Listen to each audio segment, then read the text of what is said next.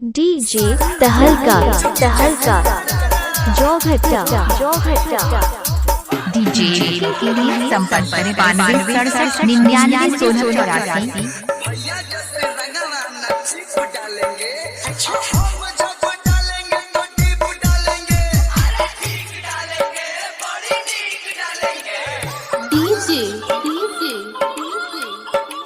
DJ तहलका जोघट्टा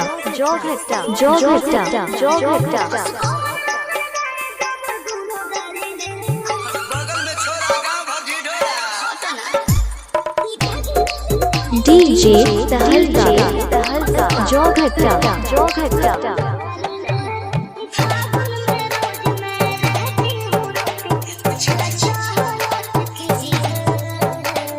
proprietor Naresh जी।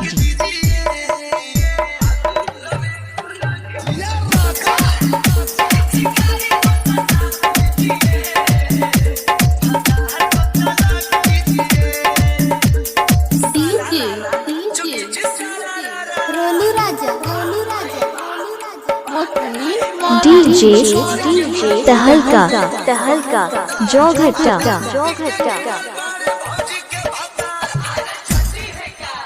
Proprietor Naresh जी।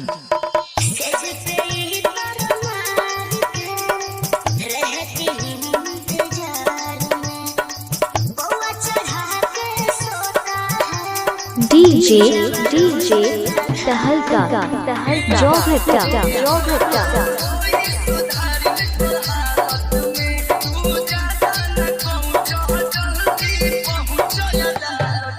प्रोप्राइटर नरेश जी।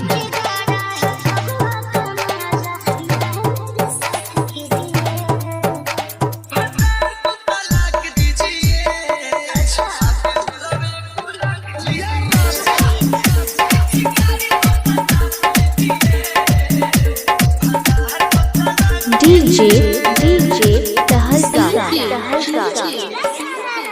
जोघट्टा प्रोप्राइटर नरेश जी। डीजे के लिए संपर्क करें 9267991684।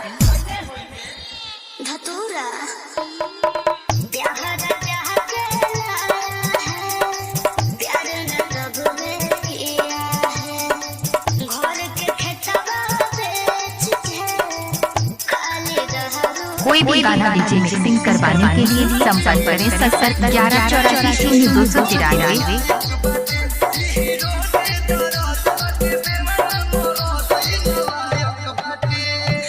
डीजे तहलका जोघट्टा